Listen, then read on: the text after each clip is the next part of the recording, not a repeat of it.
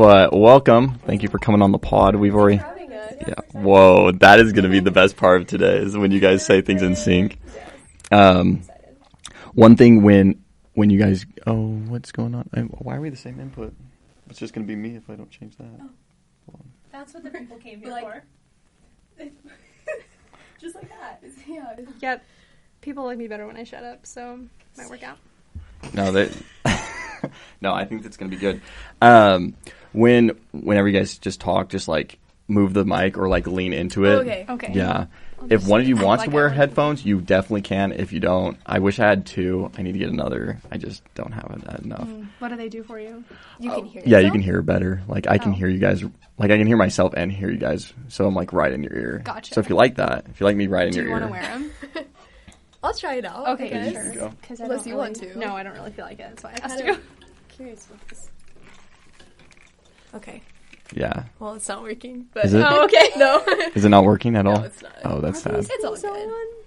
It should be. I think it's plugged in. Might be because here you can try mine just for trying its sake. Mine do work. Okay. No, just try it. Okay. It's worth it. Okay. Yeah. So can you hear how I'm like right in your ear now? Yeah. That's pretty cool. Yeah. So it's like just a little different. Sure. Yeah, it's an experience. If you're gonna come on, you got to get the full experience. Right? Yeah. Isn't that cool? Yeah. Sounds very professional. Yeah, I gotta get a better mixer too, because like I think my like attachments for the mics only like one of them works. Interesting. But I also think it's because I'm like splitting the audio, so like you're only getting like one ear when I split it versus this one's getting the full mix. Yeah. So I can't do that. I don't like listening to myself talk. Oh really? Yeah. You don't like listening to yourself No, talk? I hate hearing my voice. It's so gross. Really? Oh I don't gosh. think it's that bad. You have a nice voice. Yeah. I always think it's like deeper than it is because then I hear it, it's like way higher than I think it is in real life. Oh, so you wish it was deeper? Yeah. Okay. That's Do I have a interesting. deep voice?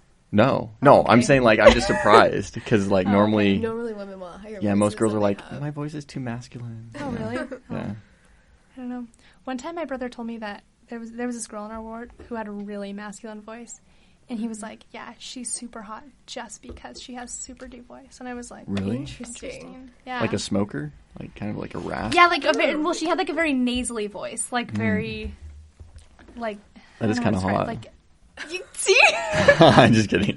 Could you give like, an I example kinda of what like that sounds like? Yeah, please. Yeah. No, but really lean I into the don't- mic when you do it, please. Like right there. For our viewers. could. We have a large male base, so Do you really? Oh, I'll it just. would really help the views. I'll really try and give myself some Yeah, clout yeah, yeah. here. No, I really don't think I can do it. Like Like, like low. We'll all do it. How about that? You do it, then you'll do it, then I'll do it. Okay. Okay, you do, yeah. No, you first. Okay. Because you have the best knowledge of it. Okay, I'm really trying to get in the zone here. I haven't seen her in like 3 years.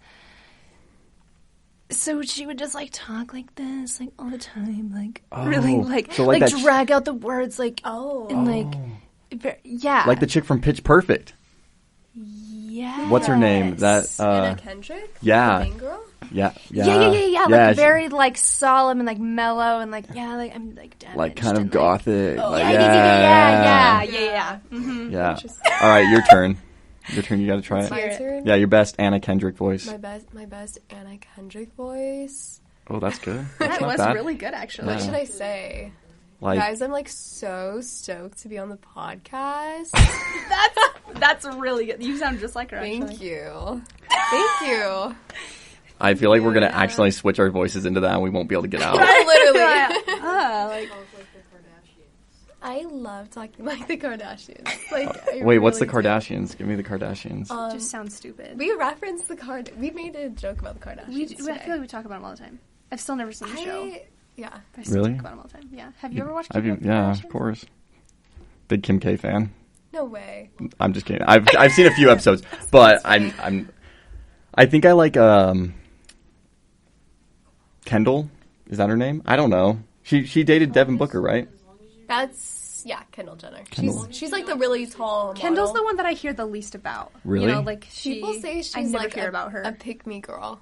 That's probably true. They're all big. Which I feel like Oh. it's kind of true, but I think it's better than like being stuck up, you know?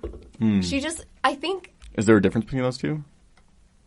Educate me on the difference between pick me girl and stuck so up. her Kendall's whole vibe, I guess, is that she kind of I get the vibe that she doesn't like being famous too much. Like, she wants to be the cool girl, like kind of tomboy-esque. Right, as she walks down the supermodel right, walk. Right. So it's so hard. It's She's annoying. I want to be a boy. So I think that's what makes her a pick-me girl, is that it's annoying to hear a literal supermodel be like, yeah, I'm just very all-natural, and I'm one of the boys, and I'm not like I'm other so quirky. girls. I see. I like to hang out with the guys. Like almost hypocritical. Right, because it's like, be so for real, you're like a Kardashian, like, come on. Like you literally make money for being hot online. Right, like people Yeah, just exactly. throw stacks of cash at her. Yeah. And she's like, oh, my life's so hard. like, Nobody I don't even wear understands makeup. me. So the real question is, what's with the basketball guys wanting that? You know what I'm saying? She's tall. She's just like one of the dudes or something? Maybe. She like comes over, she's gaming with them. She's like, maybe she understands Well, how do you the play game. this game? Like, I'd be curious, like, She's can like- she wreck D-Book at like 2K? That's the real question. I'd love to see her try. What is that? Wait, what did you say? Like like the video game NBA 2K, you know, never where they ball out. Sure. We'll play They sometime. broke up, though. Yeah, I know. That's Now sad. she's with Bad Bunny, That's but I think they also broke up. I thought Bad Bunny wasn't ever like really with anybody. She thought Bad Bunny I have was a no girl. idea who Bad Bunny is. Like He's I like thought. a Spanish singer, rapper Yeah, kind of vibe. we'll pull him up. Should we pull him up? Thank goodness. Yeah. Yeah, I'll pull it up on the phone because I don't think this will pick up. I woke up today and thought, wow, I really want to see a picture of Bad Bunny. I love how like before we started we were talking such serious topics. Now we're talking about Bad Bunny and Kendall Jenner. Right? We're really getting down to the important This is things now. what they want to hear. This is very. I'm already thinking about how I'm going to cringe at how I did my Anna Kendrick voice. It was really good. It was solid. You know what it reminded me of? Bad Bunny best songs. Kristen Stewart, like Bella from Twilight. Oh. Same voice, yeah. Yeah, same person. No, I'm just kidding. No, They but should have cast Anna Kendrick. Anna Kendrick as is Bella in from Twilight. But She she's tried not. out. She tried out for the part as Bella. she would have done better. I was gonna say this is Well, literally a woman. he's like He's like featured. he's featured. Yeah. Oh, you're a fan. You must be a fan. I like Bad Oh Bunny. shoot, she knew exactly what song this was. She's like, oh no, he's featured. I promise. She'll sing it for us. Do you want to sing it? How about this one? Bad Bunny and Drake.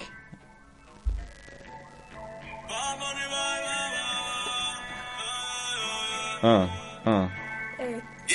You guys are the first guests I've ever played like outside music with. So, Are you getting copyrighted? well, if I play too much, right? If I talk over it, it's like my own song at that point, right?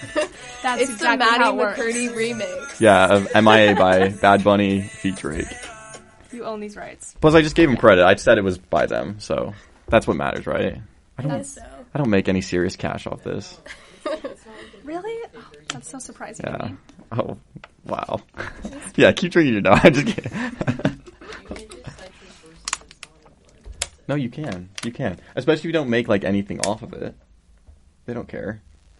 You know what? Okay, if this gets Bad Bunny and Drake to come after me, honestly, let's start beef online and blow this episode up. Might It'll as be well. like- it'll be like Probably the really good for YouTube- you, honestly. Yeah. Dude. If that one chick can get it, right? What's her name?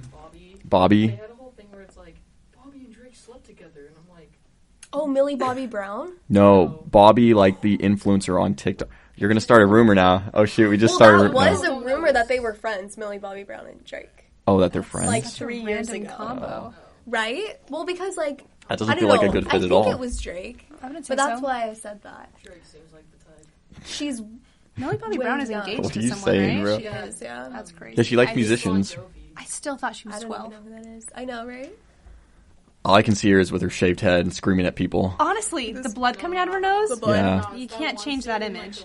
I wonder if when she's like, you know, her and her, is it fiance now? Yeah. If they're like smooching, if that's what he sees like in his head. You know what I'm saying? That'd be tough. Oh gosh. Tough image. No, like that one, like, He like jumps back. He's like, ah. the scene where you get, like, where she's like, what? Angela. She's like, Angela! Yeah. Yeah. Oh, yeah. And everyone just had to turn off the show. It was too embarrassing. It was a little secondhand Yeah, I was like, cringe. I can't watch that. Was that the third season? Or no, think it that was was the fourth. third. It was the I never watched it. You never watched Stranger Things? Nope. You're missing out. As a fellow conservative, I'm telling you, you need to know. Of Stranger Things, you said? We tried to get Liv to watch Stranger Things with us. Sure. It's set in the 80s. Well, no, I'm saying we the did. greatest time period You in did. American You history. tried. She didn't like it. And then I had, never mind, I'm not going to talk about that. Yeah, okay, yeah, I know what you're talking. No, I'm pretty sure you do, yeah. I tried to watch Right. it, and I missed it, so. Oh, just wasn't like wasn't your time to see it? Yeah. Or like what? I didn't find it super interesting. I Oh, don't I know. see. I also just, like, if something, How many episodes in did you get? Like 1? 2? Oh, like two. I think I, like, fully, like, paid attention and watched, like, 2 episodes. Do you like really hot guys? No, I can't sit. Because season 2, Who's really hot in that movie? Billy. Do I need to pull up a pic? Oh, I know what Billy looks Dr. like. Montgomery. He's not that hot. We can put him on screen though. I feel But like he's... next to this, I that feel would be. like... It's time to switch it up. Yeah. Billy. He's hot in the show. Like, you have to watch the show to, like, appreciate him. He's handsome in Dude, real he's- life, too, but... He's a MILF. Oh, no, Do you this see guy? what I mean? thought you were talking about the other guy. No, he's worse. He's a MILF magnet. What are you talking about? Like literally in the show, that's all he does. Literally in the show. Like right here, this is when he's literally getting some. does he- Not really, but he's he, like, pulling. does go after He's MILFs. cute. That's not his best look. His smile's a I little saw that off. episode. Well, Did part you? of it. The Gene on Gene. Yeah, where he's going after I remember the, that Gene the on mom, Gene and then look. she gets, like... Madeline Klein's in that show? Yeah, I know. She is? She does not look. So I was Okay, told the Madeline other Klein guy? got tons of plastic surgery. Is that true? Probably. 'Cause- She's definitely got filler. Like, I never watched Outer Banks. Well, is but filler it looks really? like it. Does that really count? Well, I mean, I'm not saying that it counts as Like- plastic surgery. I'm just saying. Like if She I did got my lips, filler. would I be like, oh, I got plastic surgery? No. Like I wouldn't say No, it. but, like, you definitely... Like, I don't need it. You Look at modified these. Look at your these lips. I don't need it. Modified, yeah. You know what I'm saying? Maybe just sure. No, I've had comments. Like I had a lady once tell me she was older and she was a makeup lady for a I was show. like, what, did she just walk up to you in the grocery store? Yeah, she was like, "Hey, those lips." Those lips. Smackers right there. Yeah. What? One time, my friend Connor got approached. Wait, talk louder because I don't know if you're being picked up. So one time, my friend Connor got approached in a Target, and it's like this Utah mom, like to the max. She's like, "Oh my gosh, have you had fillers?" Sorry, and he was what? like, "No." And Take it as a compliment. That's a win, right?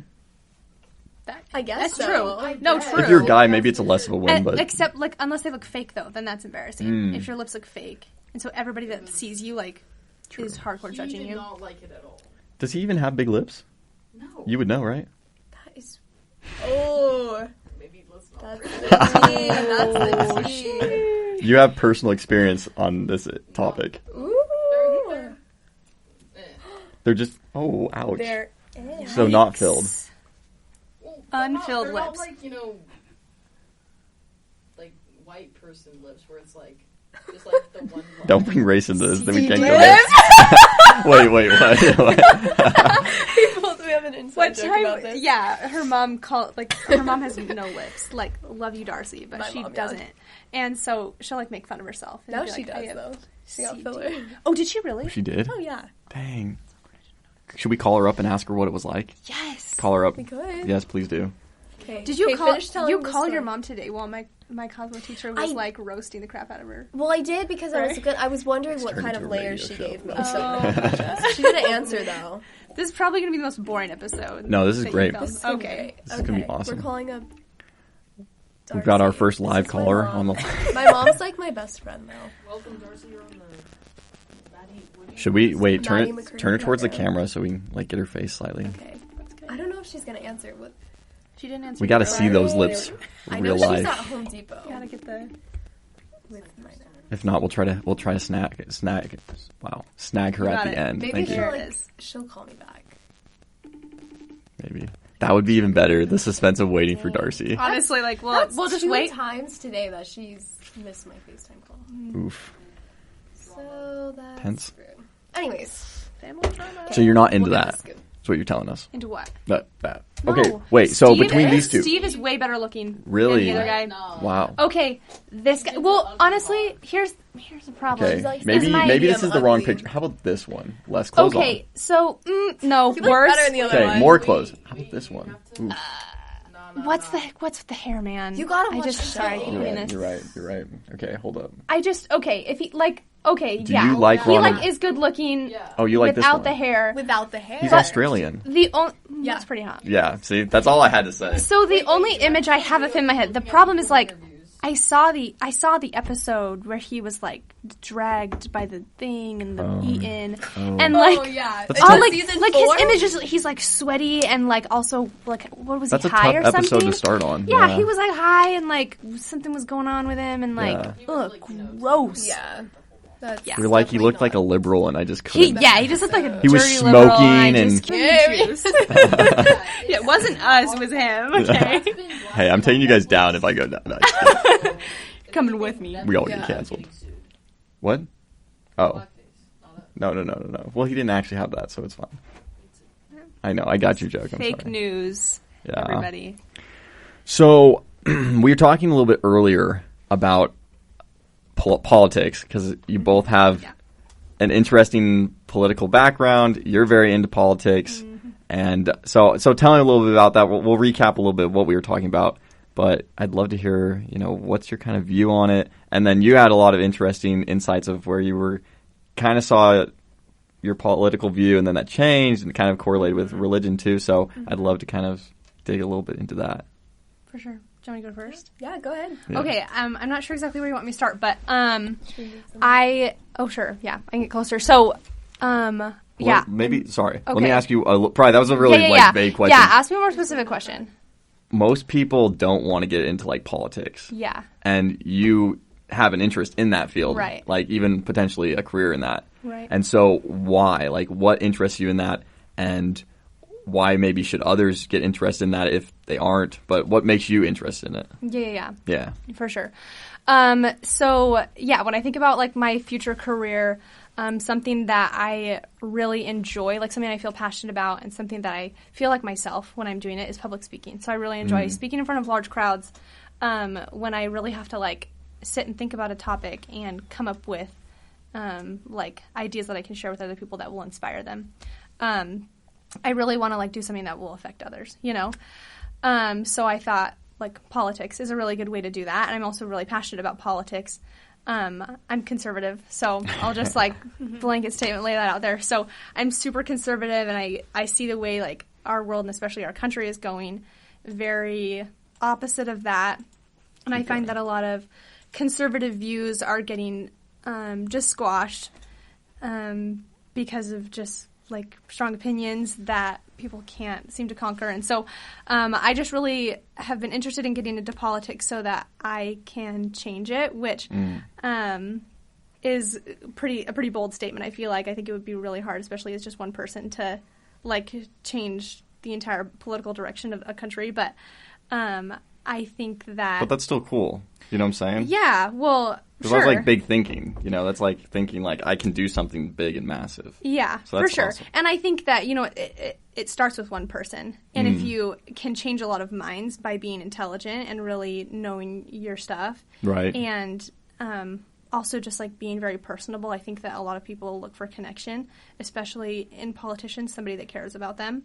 And I really like people. I genuinely care about people. And so I just want to help. And so, yeah, I just think that the world is a really scary place, and I'd love to change that. I think our government is really corrupt at this point, and I would really like to be an honest politician. I think that a lot of people are looking for that these days because we were talking about this earlier, how like basically every politician becomes corrupt one way or another, no matter what side you're on. Either side, Right. It seems like politicians often become corrupt, which is what kind of makes me wary about becoming a politician, because I feel like it's very difficult. Right. You don't want to get stuck in that. I don't want to get stuck. Yeah, I don't want to get dragged into tricky situations, and we talked about that, of just like you're placed in a lot of tricky situations. That is what leads to a lot of politicians being corrupt. So I really have this like really grandiose idea of being like a very trusted politician, somebody that people can understand, and I think makes politics very easy to understand, because I think that a lot of people get confused and don't even want to have anything to do with politics. Right. Because they don't even understand. They don't even get it. So I think just to simplify it and give people things straight up, not sugarcoat things, I'd love to be that person. Yeah. I think that would be super fun. and just getting to work with people. So I hope that answered your question. No, it definitely does. So Olivia is running for president. Yes. So give us your Scoville 20. When am I old enough? 20. Oh, How no, old do you have to be to be 35? You have to be 35, right? So 15 years. So my birthday's on 2000. So when it's 2035, I'll be 35. What's the age gap between us? I don't know. What year were you? I'm 23. How old are you? Oh, so I'm 20. Okay, so 3 years different. So 38, 2038. 2038. That's okay, when you can deal. run. Hopefully, I don't say anything on this podcast that deters my future. Yeah, they pull it up, blackmail in the future. Right? They're like, you You're said this when you were 20 on the Matty McCurdy podcast. I get a and DM. You're canceled. I get a DM Literally. 2038. Hey, can you pull that down, please? Can you So delete true. that? Like, can this be gone off the face of the earth? No. So if you were running today, though, okay, let's just role play this a little bit. Oh gosh. You're running today. I come to you. I'm like, hey, you're running for president. What's your pitch to the people? Shoot, I'm not that into it. Oh, I feel like you got some. I feel like you got it. I'm just trying to. Well, I'm just trying to think of like very controversial topics right now that people are. Good. That's what I was hoping for. Oh gosh. Okay. What's something controversial that I have an opinion on? What do you not? Yeah. So true. Legalize marijuana. No, I'm just kidding. Oh I'm just gosh. Yeah, thoughts on that? What are my thoughts on legalizing marijuana? That's stupid. Okay. Please. And what I find very difficult is I also feel very strongly about people having agency for sure. I think that's a super important part of the plan, right? God's plan. And so I believe in letting people choose, but I think that things like that affect a lot of other people. So I think that a lot of the liberal agenda at this point is you do things that benefit you, that make you happy, and don't even think about how it affects other people. Right. Yeah, the cost for even how it affects other people or you in the future. I think that, the mindset is right here, right now, what's going to bring me joy. Joy, right. Yeah. And that's short-term happiness, right? Short-term happiness, exactly. And for an example of legalizing marijuana, honestly, in the grand scheme of things, very small scale issue. Right. But I just think that it's just a bad idea. Right. Because you're compensating your own mind. You can't think. You I guess you could if you just smoke a little bit of weed. But really I think that our world has become a really sad place just because people rely on outside forces to bring them happiness when they can't find it within.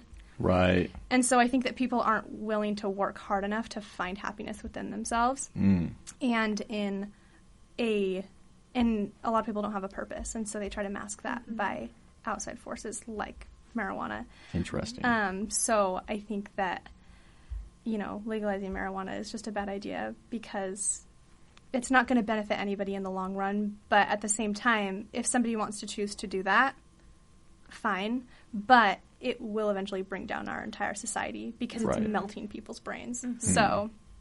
Right. So it's agency, but at the same time, why give us one more thing to turn to rather than actually solving problems? Exactly. Yeah. Let's find some purpose and some meaning in life and really figure out why we're here and what we should be doing every day and what brings us happiness and what brings us joy. Mm-hmm. And then our society would be a lot better instead of, okay, this will give me a quick fix. Right. One thing I feel that isn't talked about enough in politics, especially, is I feel more often than not, I feel there's a little buzzing noise going on. Hold on. That's what happens when I get my cord tilting.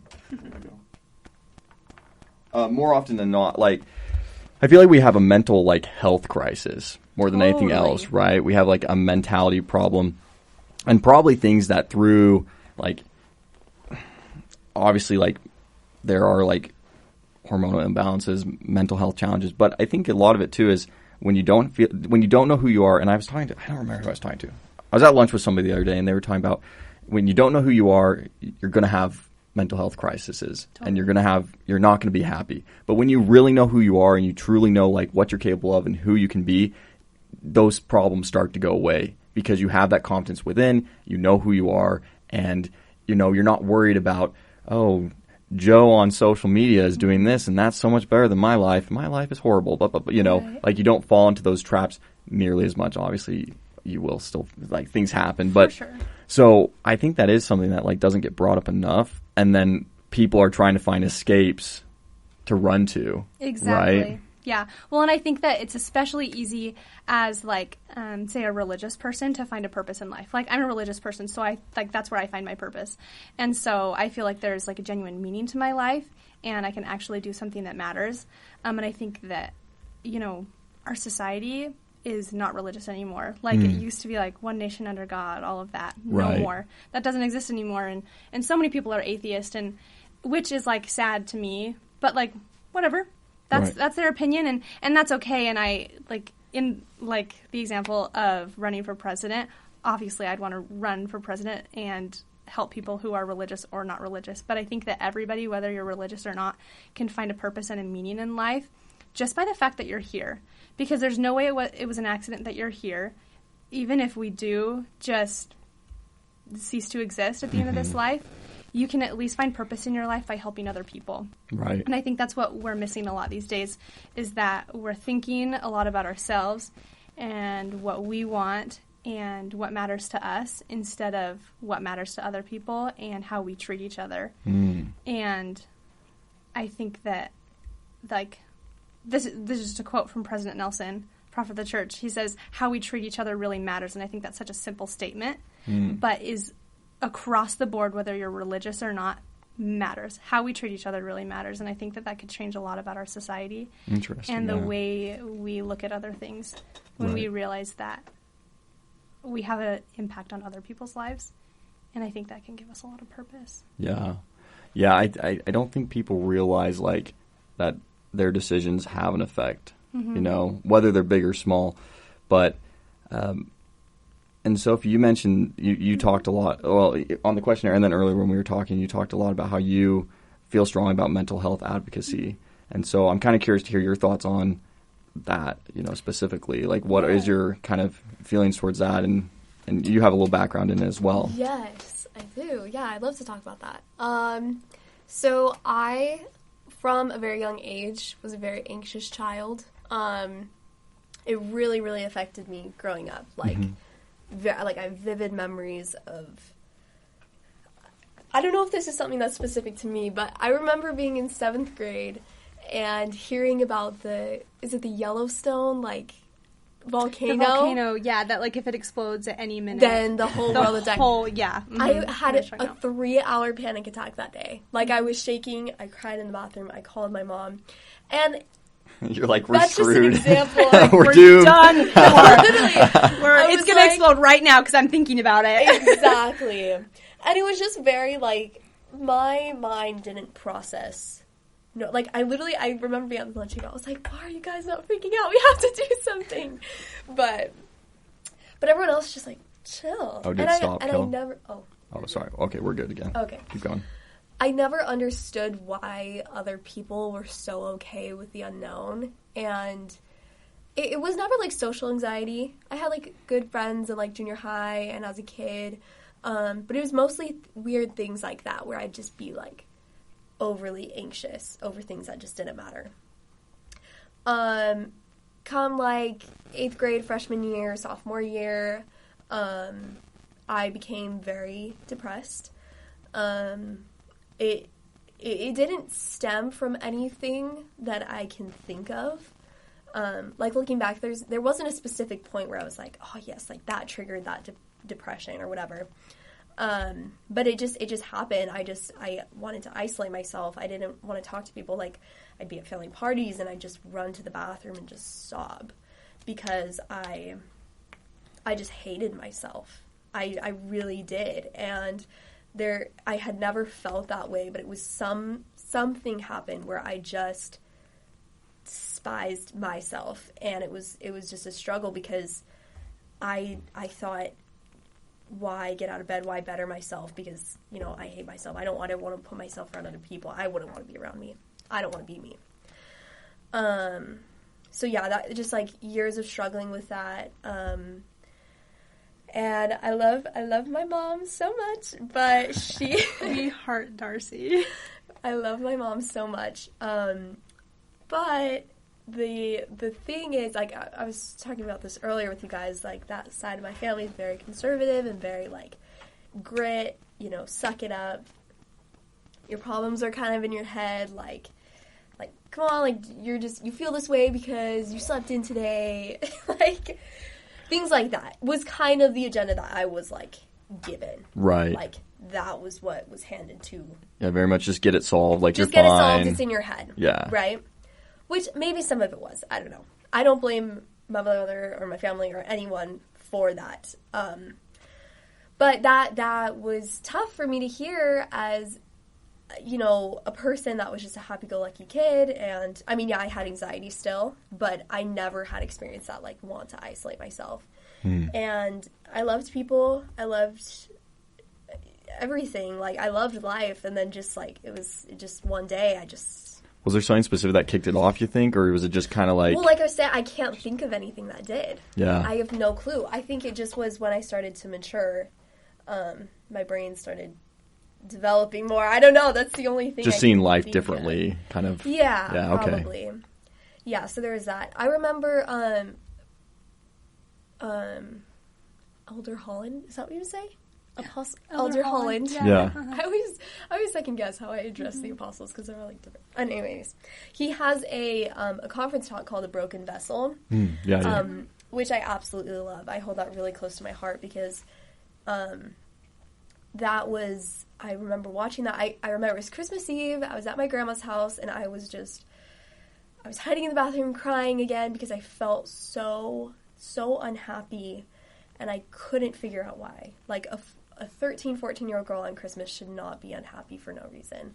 I was surrounded by people that I love, but it, like I said, it's just the way my brain intook the information. And I remember just being at a loss, and I went into the scripture library app and I was like, depression, and that came up, and I watched that, and I felt so much like pure love for myself. Like, I felt Christ's love for me in that moment, and I thought that's exactly how I felt, was like a broken vessel, which makes it worse, is thinking like, oh my gosh, there's something wrong with me. Like, how dare I be upset on Christmas around my family? Like, and then it's just a cycle. It's a very sad cycle. So anyway, I remember watching that talk, and that was the first time that I remember being like, maybe this isn't my fault, and maybe I do need to do something about this. So that was when I kind of like tried to bring it up to my parents. It kind of worked, you know, like I talked to some other family members that had struggled with it, and that helped a little bit. But I continued to just kind of work on it myself. There was one day, the day that I went and got help was, I was driving to school, I was crying the whole way. I could not go in.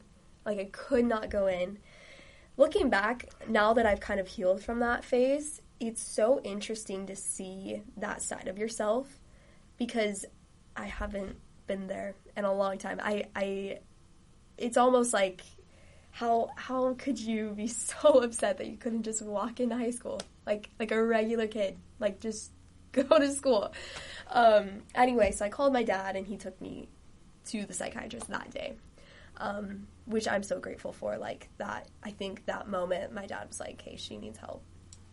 So anyway, got diagnosed with depression and anxiety that day, which was very good to hear, validation for that, and, you know, got some help, and I definitely healed from it. And so it's something that I was very grateful to have people around me that had experienced that before and were willing to help me. Yeah.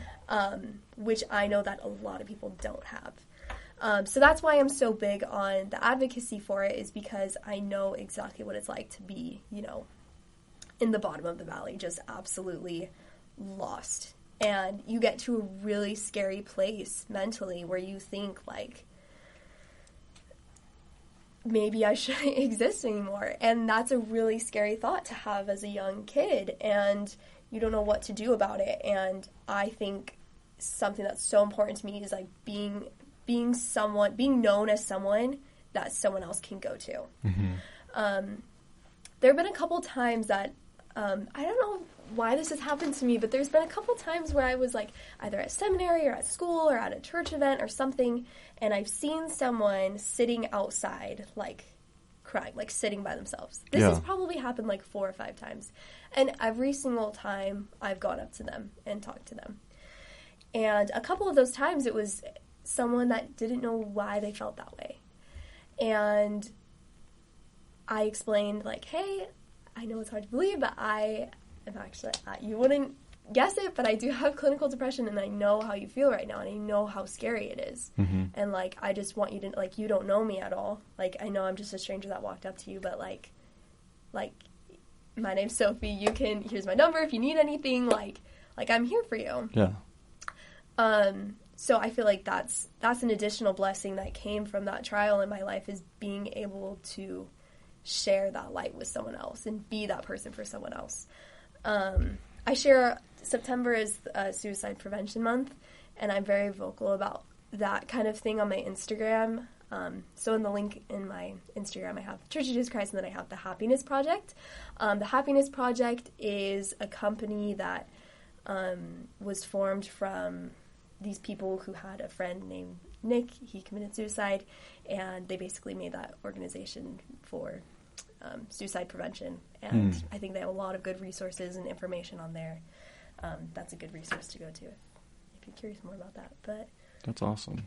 Yeah. So what helped you specifically? Like, what were kind of the pillars of, like, as you, because I'm sure you know, obviously you went to the doctor and they were like, oh, you have, depression, anxiety, but obviously from there it's a journey of, like, how do I kind of, what steps do I take? So what really helped you? Obviously it sounds like you had faith in the gospel and things to kind of fall back on. And that was interesting too. Like, even you just mentioned, like, on Christmas Day, or was it Christmas Day? Yeah. Okay. Christmas Day, you opened the scriptures and are looking like, so you had that foundation to fall back on. Yeah. But obviously not everyone has that. They either don't have that, or they've never been introduced to faith, or whatever it may be. But yeah, what were some of the things that really helped you?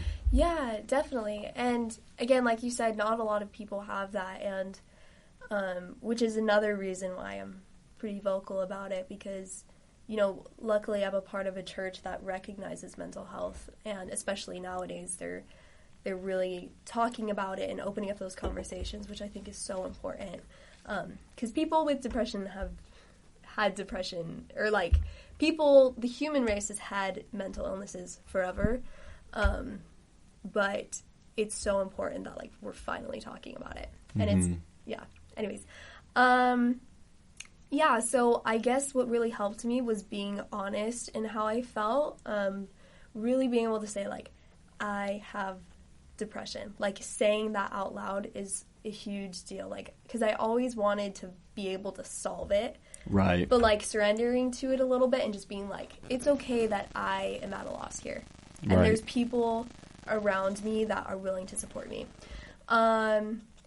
So, let's see, what helped me?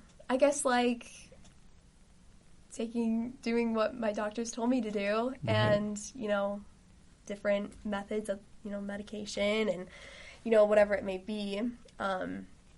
I feel like it depends on how bad it is. I'm not a psychiatrist or anything, but, like, once you get on medication, you kind of are able to see the world and yourself in a way where it's like you can kind of pull back the layer of, like, sadness. Right, leveling out a little bit. Yeah, you definitely level out a little bit, and you're able to recognize the patterns that you had before and why those were negatively affecting you. Right. So I was able to realize, just isolating myself wasn't just a symptom of like depression. It was actually really, really contributing to it. You know, like humans weren't meant to sit in a dark room all day. Right. Not at all. And that's just what I wanted to do. And so, so I think definitely like forcing myself to be social or go out in nature, read a book, get a hobby. Like those are all great, great things that can vastly improve your life, like as a person with depression or anxiety. Just making sure that you're staying leveled out and Does that answer your question? No, it definitely does. Yeah, because Okay. I think, it's very much, and I don't know, that's the hard part is like, I think everyone at times can feel depressed or anxious or feel those emotions. And some of those are like, obviously we have those emotions in us, but it's at what level are you feeling it? How long do you feel it for? Is there a break from that? And do you level back out? Right. And so just in talking to people, you know, like a common theme I've heard often is, you know, obviously it's kind of that self-acceptance, right? And realizing like, I'm like okay with who I am. Right.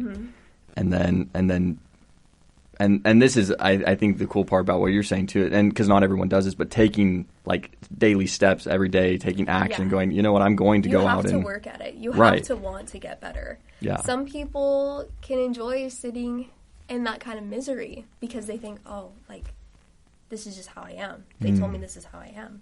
So there's nothing I can do to change it. But you have to want it. Yeah. You have to want to be a happy person. And it's not easy. I mean... Like, I've literally had to, like, pick up myself and go, like, on a hike because I know that it's going to, like, boost my serotonin levels or whatever it is, like, so much more. Right. And I'm just going to be a happier person. So much easier for me to just stay in bed. But, yeah, you have to definitely, like, work for it, I'd say. Well, and you both seem like very, like, take action-oriented type people. And so what can you do when... because I've noticed this a lot is like some people, they have an issue and it's almost like they let that issue become their personality. They let that issue define who they are and then it like becomes a part of them and so they never leave it. So how do you not fall into that? And then also like what gives you guys that drive to like take action and not just, you know, like you said, not just be like, oh, I'm just going to do the easy thing and just stay inside and lay on the bed or lay on my couch. Like, what drives you guys as people? I know it's kind of a I have a deep That's question, a deep but question for sure. Go for it, yeah. So for me, it's always been. So I this is a completely kind of sharp left, but I have my biggest goal in life is to be a wife and a mother, and sometimes if I don't feel like, you know, doing something like going to the gym or cleaning my room or whatever it may be, it's like, what kind of person do I want to be for like my future family or like future husband, I guess you could say. Yeah. Which is kind of cheesy, but it's something that really motivates me. It's just keeping an eye on like my goal and also just like who I want to be as a person. Right. I think, like, I've gone through a lot of... I've definitely learned that you are the result of, like, the work you put in. And if you don't be upset that you ended up, like, not the person you wanted to be. So, right, that's take what helps accountability me. for it. Oh, yeah. Yeah. Definitely. Yeah. So... Yeah, you can just tip it back, like, yeah. Turn Yeah, this. sorry, I, like, forgot about there it is. Yeah, here. Oh, you good. There it is. All right. Yeah, so I think just learning from experience of, like, you know, action and then result. Yeah. Of watching myself on days where I'm just not doing anything and I feel unmotivated and I sit in that unmotivation and don't do anything and then I feel like crap. And then I have days where I do feel motivated and so I do stuff and then I feel really good at the end of the day. And so I feel like I've gotten pretty good about understanding that when I'm feeling that lack of motivation, I need to overcome that. And I think that every single human being has the capability to overcome that thought process. And I do think that there's a difference between feeling depressed sometimes and feeling anxious and having depression and having anxiety for sure. I had a friend who really struggled with that, and I remember talking about it with them and comparing it to like cancer or something, because it's literally a disease. You know, mental health issues are literal diseases, and oftentimes, like Sophie said, people make those their personalities. They're like, well, I'm depressed, and so that's just who I am. Do you guys? It's not. I'm sorry. Do you guys think like? Do you think there's more like an increase of mental health challenges, or like we just weren't aware of it? Because I know that's like a thing brought up a lot. It's like, oh well, there's so much more. Like, so many more people seem to be having anxiety, depression, these type of issues coming up. Do you think it's just a fact of, you know, we just have access to more information, or do you think there's something actually kind of leading to that? I think it's a little bit of both. It's kind of like nature versus nurture. It's like, it kind of, how, like, I feel like social media and, like, people being on social media at such a younger age and, like, social media just being so much more present has definitely led to an increase. So I think it's that. And then also, like, people are just more willing to speak up about it. People feel more comfortable. But I think it's a little bit of both. What do you think, Liv? That's a really good question. I think I have a very specific opinion on this, except I don't know a lot about it. But I think that there is not as, like, more. Like, we think, like, oh, there's, like, or, like, what am I trying to say? I don't know what I'm trying to say. Like, I don't think that people have been, I don't know how to formulate this thought. I kind of get what you're saying, though. I kind of see what you're saying. Because it is very much, there's a phrase that I heard, and I'm going to butcher this. It's like, oh gosh, it's like weak men lead to like a weak society, which then builds strong men, and strong men build a strong society, which then breeds weak men, which then, so it's like the cycle, right? It's a cycle, exactly. And I think that we've gotten ourselves into kind of a tricky situation because we talk about mental health so much, which is important for the group of people who do actually struggle with those things, but it's not helpful in the sense that a lot of people are claiming to have those issues when they don't actually. And I think that the biggest problem about that is that so many people are claiming now to have anxiety and depression when they really don't. They just feel those feelings. And so it's like the boy who cries wolf. So people who actually have those problems are like get less visibility. Less visibility, exactly. And so it's not helpful for them at all. Like, I can say that, like, I've felt anxious before in my life. I've had, like, bouts of depression probably for weeks, months at a time. But I would never say that I'm clinically depressed, because I think that that would completely overshadow Sophie saying that she's literally diagnosed by a doctor to have clinical depression. Right. So I think that, you know, there isn't necessarily a rise in actual depression. It's just a rise in people claiming that they do because they feel comfortable enough to say that, because they know that somebody will reach out. But I think that we need to stop labeling it in a more serious way than sometimes it actually is, I guess. It's kind of become like a buzzword. It's a buzzword. Right. Exactly. It's It's like, a buzzword. No other, like, actual illness really has become like a buzzword. Like, I don't know. Yeah. You know what I mean? No, It's yeah, like I totally know what you mean. Interesting, like, yeah, just like how that's played out. Well, and people are so eager to join, like, want to be a part of a community or something, right? Exactly. And not just like, and I think part of that's also a little bit of a challenge of today, is that people are scared to stand and be themselves and be their own person. And so they're desperately trying to find, like, what can I connect to? Who can I, you know, be a part of, and what are my, who am I? So I'll connect to this, and that becomes who I am. For sure. Or like, I have a challenge in my life, and that's now me. The hard part is when you start connecting yourself to groups, it's like, now if you have a change of opinion, and you see that a lot even with politics, right? It's like, you go, I'm all in liberal or Democrat, or I'm all in Republican, conservative, and nobody wants to hear any other opinions or sides, because it's like, well, I just go with that side. I don't know who I was talking to, but they mentioned this. They were like, I was asking, I was like, hey, well, because, you know, there's on the Democrat side, it's like, they have like Robert RFK Jr. or whatever, I think. And I've been listening to some of the stuff. I'm like, oh, that's interesting. Like, he's got some different points of view. He's got some good points, some bad, some things I don't agree with, but interesting, right? And then on the Republican side, you got, all the different people. But I was talking to him and I was just asking, I was like, so, like, have you heard about this guy? And he's like, oh, I would never vote Democrat. I would never even go. Oh, wow. And I was like, oh, okay. Like, not to bash his view, obviously he's got his stances, but, I was like, that's just, sometimes we get into that mindset of, okay, this is my clan, this is my community, and I don't step outside my box. Right. Well, and you have to believe every single thing that those people believe. And I wish that it was more common in our society today to change our minds or to not know. I wish that was more common. That's something that I learned a lot on my mission of when I was teaching people and they would ask me a hard question. I honestly found great joy out of saying, I don't know. Because nobody says that anymore. Nobody says, I don't know. You have to, like, come up with some sort of answer. You have to, like, come up with some sort of opinion on the spot. But I just think it should be okay to say, you know what? I don't know. I should look into that more. Or, you know what?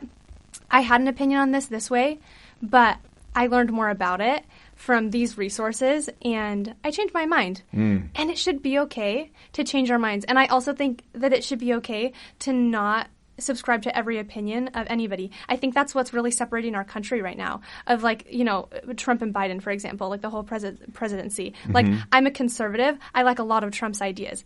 Does not mean I agree with probably even half of what Trump has done in his life. Like, that's what people say. They're like, oh, you believe it. Like, you like Trump. Like, you wanted to elect Trump. Didn't you know that he did this and this and this? And I'm like, okay, well, he did those things in his personal life. I would never do that. But I like his ideology. Right. And there are just, a majority of things that Biden would say that I didn't like. So I'm going to go for this guy because I think he's going to lead our country well. But that doesn't mean that I'm going to make the same choices. Right. We were talking about this earlier about Taylor Swift, actually. That's what we were talking about Taylor Swift earlier. And I think there's Are you both Swifties? I'm not a Swiftie. You're not a Swiftie. I wouldn't. Huge Swiftie. I would not claim myself as a Swiftie just because I honestly, don't love her music that much. Like, sorry, like, I'm really sorry to say that. Okay. But, like, I just don't love her music that much, and that's what makes me not a Swiftie. Yeah. But I also think that it's absolutely ridiculous that people get shamed for being Swifties because of political choices or personal life choices that Taylor Swift makes. Like, just because Taylor Swift supported, like, an abortion right or something doesn't mean that anybody who likes her music likes that or supports that, because that's her own personal choice. It's like her sometimes, job, like, whoever you like, it's like their becomes you. identity is, like, plastered on you, and it's exactly. like, whoa, like, and it's like, whoa, like, she just sings, man. That's what I think. Like, you know what? You get paid millions of dollars to sing, right? So sing. Yeah. Right. And if I like your singing, then I will like your singing. Yeah. But if I don't like your singing, then I won't. But your political views shouldn't be that big of a deal to me. Exactly. Interesting. That's what I think. Yeah. I don't know. So what's your thoughts on, because, okay, so that's a really good point. And I'm curious, like, for example, like the Bud Light thing, right? Yeah. Where that whole ad and then everyone, what is it called? Boycotting? Is that what it is? Yeah, boycotting. Canceled, yeah. Cancel culture. And in some sense, like, on one hand, I don't think cancel culture is good, because in a lot of senses, because it's like we gotta be able to, people have got to be able to have freedom of speech. They got to be able to state their opinion. They've got to be able to share their thoughts, and we got to be able to communicate, right? Sure. But at the same time, you look at what, like, for example, what Bud Light did, where they're publicizing, putting it out there, and a lot of ways too, like, because there's I don't know what it's called. Is it a GED? Is that what it's called? The generalized. Yeah, like, if you don't get a high school, there's like a score. No, okay, I used the wrong term. There's a score. There's a score that there's a government score that you get for being equality based and having enough people in your. No, I said it wrong. GED is like that. You're correct on that. That's what it but is. there's I don't know what that's called. There's some sort of compliance. Yeah, there's some sort of score that businesses have to. Yeah, look. Yeah, fact check me on that. I don't know what you're talking about. Yeah, it's like an EFG. It might be EFG. An EFG score, something like that. There's some term. Yeah, they get like a score for how politically correct they are. Correct. Interesting. Yeah. Which, that whole Bud Light thing is very interesting, because I feel like a lot of What I hate about a lot of these things, like mental health and homosexuality, is a lot of them are so blown out of proportion just for the sake of publicity. Mm-hmm. So it overshadows people who actually claim those things. Right. And so, like, Exactly. the whole Bud Light thing. What is it? ESG. Yeah, I think that's it. Gotcha. Yeah. The whole Bud Light thing, total marketing scheme, for sure. Right. Every company that, like, the minute it hits June and rainbows are plastered yeah. everywhere, stupid. Does not actually mean that you support Yeah. homosexual people at all, in any Right. way. And I just think that was a interesting marketing scheme, because I think Bud Light should know their audience better Right. than that, honestly. Absolutely. Yeah, the college frat community. The Like, conservative what do they college think frat is- community really Yeah. is liking, like, what was But their it also purpose says a lot there? about, like, the pressure that, like, these businesses and people have. Like, I mean, like, here's an example. Like, my dad works from home, and he works for, like, an electrical company in, like, the financial department. But they made his computer screen, like, the computer that the company gave him, they made his background, like, rainbow. Like, the rainbow Oh, really? gay flag for all of June, and he couldn't change it. And it's just, like... That's not freedom of speech at all. Yeah. And it's like, my dad doesn't want this, like... Right? It's like forced Rainbow, upon like, him. Yeah. Yeah. Forced, yeah.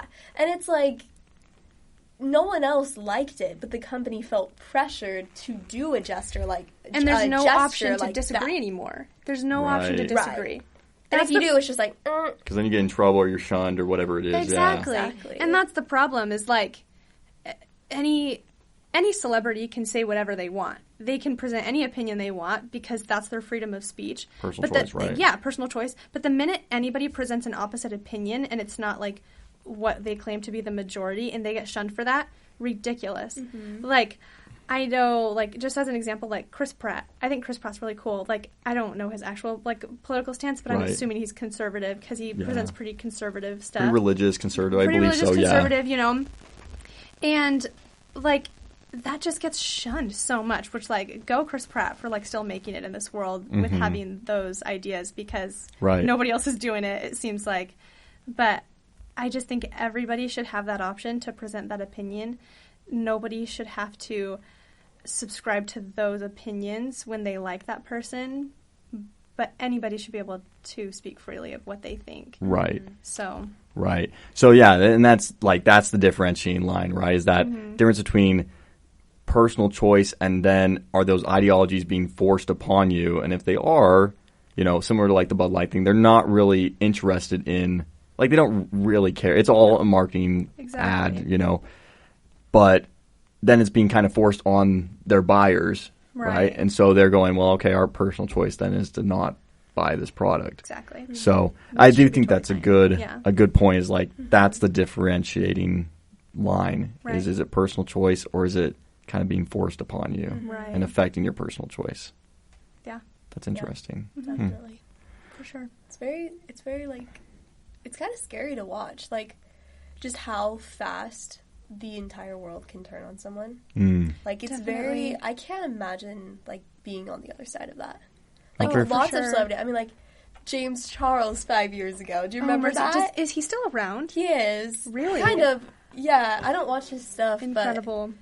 but like, he had millions of people just like that, just turn on him and just, and then he made a rebuttal video, and then it was the opposite, and then everyone was supporting him again. It's like so like it's just outrageous. If I have to read one more apology Instagram post or watch Enough, one more like- apology YouTube video, I'm Yeah. gonna lose my freaking mind. Exactly. So because annoying. like it becomes such a black and white thing when humans are anything but that. Like everyone is so diverse. Oh, sorry. One sec.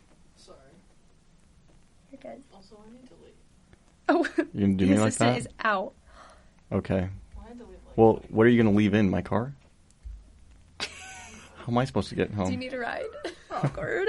As Mitchell put it over text, you're good at winging it. Well, that's true, Period. but can you I can. stay for like 10, 15 more minutes? Yeah. Okay, cool. Fine. All right, sorry. You're good. Sorry, yeah, we're back. Go ahead. Ooh, what was I saying? I Something wanted to about say, though, I think that has a lot to do Yeah. with mental health, though, because of like where if you say you feel depressed or you have anxious feelings, like then instantly you have depression or you have anxiety. Yeah. No. It's okay to be normal. Not, and I don't even want to say, normal, because everybody's normal, but to not have a mental disease. Yeah. Because in the fact, terms you of like, be like grateful that you don't. Well, right, like relating it to cancer, like you just because you have cancer doesn't mean that that's your entire personality. That everything about you and everything you believe is the fact that like stands behind the fact that you have cancer. That's just something that happened to you, unfortunately, and you treat it. It's with like medication. It's almost like life's so easy that we're like making up stuff to find problems. To find stuff to we're be like, upset about. Yes. Like humans were not supposed to just be able to like get a hit of dopamine just like. Well, and that's the thing is life is so easy for us now that we try and create our own problems because it's so simple. Yes. Everything is handed to us like that. And so anytime anything is hard, watch so much trash TV. We want the drama. We love that drama. Everything else, we do. Like nothing else is going on, and it feels uncomfortable to be without something to solve. And so that's. So what you're saying is, if men want to keep their woman, cause drama. No, I mean no. Spice it up. Interesting. Spice it up, gentlemen. Yeah. Yeah. Be interesting. Yeah. Yeah. Totally. But just fight a little bit. A fake fight, you know? Like, just come up with things to fight about, but not too big of problems. Yeah, be like, I just texted your mom and I caused some issues, so now we got something to family. Yeah. And she's like, oh boy. She's fired up. Now we gotta solve this. Yeah, Let's get into it. Problem to solve. Well, I think that's like the nature of women. We just constantly want to have something to solve. Yeah. Well, we want to take care of things. Right. We want to most of us. But yeah. Yeah, most of us. Most of them. But yeah, no, I think that so many people are creating problems in their own life because they need. That's where a lot of people find their purpose. Yeah. Is they think, if I can find a problem, if I can find a reason that I'm the victim, that my life sucks, then I'll have a purpose. Then I'll have a meaning. Something will be real in life, and because pain makes life real. Like that's just the reality of it. That we can't feel joy without feeling pain. So I think that people are like, let me cause pain so I can understand the opposite. But then they just get sucked into this rabbit hole of like constant pain, but they just do it to themselves. And a lot of people feed into it because people are like, oh, like my life is so hard because of this, so now I'm depressed. People are like, oh, you're depressed. Like let me just you're not depressed. Yeah, just like think outside the box for a second, have some motivation. Well, and that has a lot to do with like find something you're passionate about. Right. Exactly. That probably just means that you're like in a little bit of a rut and like you need to find something that sparks interest. Right. Yeah. Like just like work hard, serve someone, call your friend, find someone who's actually struggling in their life and help them. Like bake cookies and bring it to your neighbor. Exactly. Or I promise you. That's so true. Can I be that neighbor? Yeah. I'm gonna have a problem just for that now. This is gonna be a big deal. Yeah. No, for sure. Mean, like me and my friend Josie, like we had nothing to do. Like, what the heck, Josie? Where are you at? Yeah. She got invited, pulled out. You know where she is? Where? She's on a date. Ayo! Okay, all right, respect. He's taking her ice skating, so. Oh, that's kind of cute. We'll give her that. Yeah, so cute, right? We'll have to get her on and can she just send us a clip of them ice skating? Ooh, yeah. Can we FaceTime her and just ask how it's going? Way. Yeah, let's cue her in. But while we're doing that, it's very much like we find purpose in these problems rather than solving problems to find purpose. It's like completely opposite. And people have to think long term. That's the thing is nobody thinks long term anymore. So that's like why the unemployment rate is way up and nobody's getting college degrees anymore because people are like, well, I want something that's going to make me happy now. And so they never think, well, maybe I should like spend 4 years at college studying because that's going to be really hard and I'm not going to have fun. But in 20 years, I could have a boat and a mansion. Like nobody thinks that way anymore. Right. If you took your, it's very in the moment. Nobody saves money anymore. But that's the thing, even with like social media too, is like we live so much in this little bubble of instant information, instant everything. Sure. And I heard this thing. Oh, did she answer? No. Oh man, we got dodged twice. She never answers. Try Darcy She's again. canceled. We can't take two. We gotta get Darcy now because honestly, if we get rejected twice on that's harsh. But yeah, I was listening to this thing where with like TikTok, for example, China, I believe they actually like have a bunch of limitations on their is Darcy Do we on? have Darcy? Darcy. We have Darcy. You're live on. Oh, they're at Chili's. No way. Oh, Welcome Chili's. to Chili's. What did you get? On the What does she Matty have? McCurdy What podcast. up? Ayo. We are live. What did we want to ask? Oh, Yeah, it was. hello. That's my dad. What are you guys getting at Chili's? What was your order? It's like the internet's not good. Oh man. So Can we get on at that church Chili's, Wi-Fi real tell me quick? what- Yeah, Tell me seriously. what you guys get at Chili's. We love Chili's. What'd you get? I got the old timer with cheese, Yeah, he Nice. did. Yeah, he did. and it's a 3 for me. So three for me. 3 for me deal. He's getting Best a deal at there. Chili's. That's the deal. What is Yeah. it? What's in the 3 for Well, me? it's like $10 for like you get like an appetizer and a Yeah, drink 3 for and me. an entree. You get a Oh, shoot. side, you get an entree, you get a drink. Are we It is going? a very For how good much? Are we going to value. Are we Chili's going after to Chili's this? after Let's this? go to Let's go to No? Chili's. Yo. I think we have to. Like, we literally have to. What?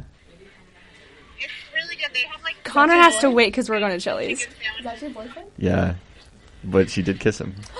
Ayo! She's kissing Connor. Oh, that's why. Because of the. Okay. Yeah. Oh, the lip Mama. fillers. Yeah. Do you want to ask her? I do call my mother Mama still. That's kind of cute I don't- though. you And I should. call my dad Daddy sometimes. As you should. Daddy.